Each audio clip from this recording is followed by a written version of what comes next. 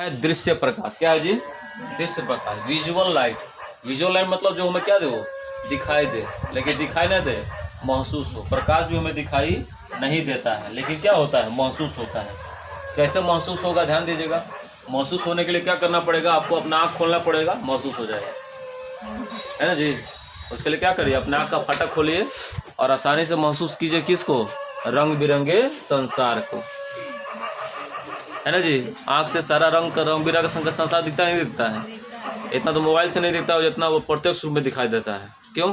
क्योंकि आपके आँख में कितना लेंस है, द्वि उत्तल लेंस है। बताओ, इसमें एक में द्वि उत्तल लेंस और एक में द्वि मतलब डबल उत्तल लेंस, तो दो कितना हो गया, 4 उत्तल लेंस। सोचो, एक के उत्तल लेंस काफ़ी है किसी वस्तु के प्रतिबिंब दिखाने के लिए, और 4 को आँखें लेके बैठे हो फ्री में, तो तब नहीं दिखाई दे रहा। बताओ, तब इतना गड़बड़ है, दिक्कत है।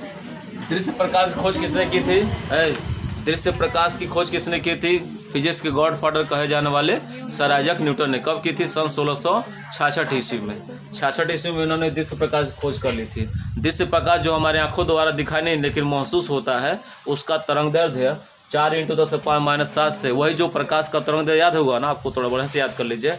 इसका तरंगदैर्ध्य 4 × 10⁻⁷ से 7.8 × 10⁻7 मीटर की कोटि का होता है। आप जब उसको एंगस्ट्राम बदलना चाहेंगे ना, तो 10⁻³ और जोड़ दीजिएगा, एंगस्ट्राम में आ जाएगा। सीधे कहिए ना, 4 एंगस्ट्राम से 7.8 एंगस्ट्राम तक होता है, 10⁻10 ले लेंगे तो। अब देखो जी, इसकी जो आवृत्ति होती है, किसकी आवृत्ति?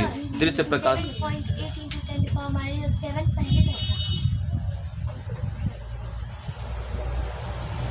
उसको तो उसी तरह लिख देंगे, आप आगे पीछे कर सकते हैं, बैगनी और लाल रंग को आगे पीछे करते रहो, ऐसे ऐसे करते रहो, कोई दिक्कत नहीं।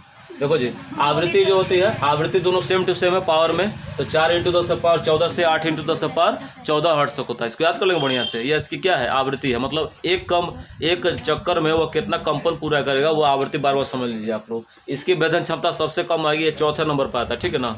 शायद इसको बैटिंग मिले कि ना मिले, कोई जरूर नहीं है। अब इसको अगले आप लोग गौर करिएगा, ये 4थे नंबर बैटिंग करने के लिए आएगा। वो देखो जी, जो पहले नंबर कौन बैटिंग करने आता है, गामा रेज, उसके बाद दूसरे नंबर पर एक्स किरण, तीसरे नंबर पर पराबैंगनी किरणें। तो इसकी भेदन क्षमता सबसे कम होती है, इसे कम ओवर खेलने को मिलेगा। और सपोज करेगा T20 का मैच होते बेचारे को बैटिंग मिलवे नहीं करेगा। तो देखिए यहाँ पर दृश्य प्रकाश का जो गुण होता है वो आप ऊपर देख चुके हैं, उपयोग देख लीजिए।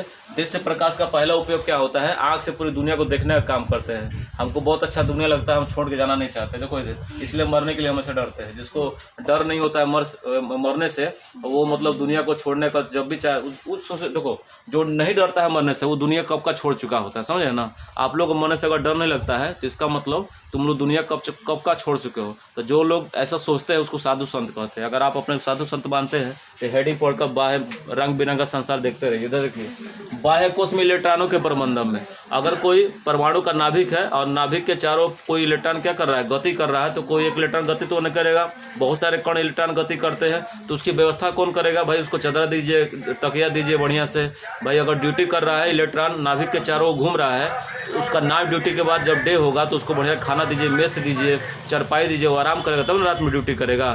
तो उसका ड्यूटी करने के लिए उसको व्यवस्था कौन देता है? कौन?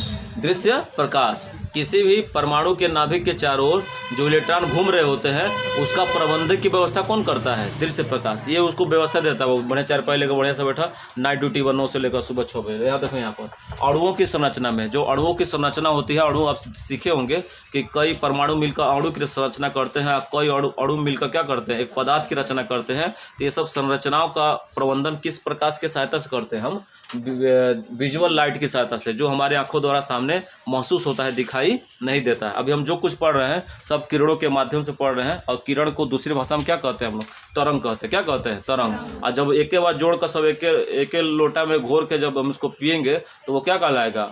चुंबकीय स्पेक्ट्रम कहलाएगा। स्पेक्ट्रम कई प्रकार के पढ़ रहे हैं, उसी को आगे पढ़ते रहिए, समझते रहिए। देखिए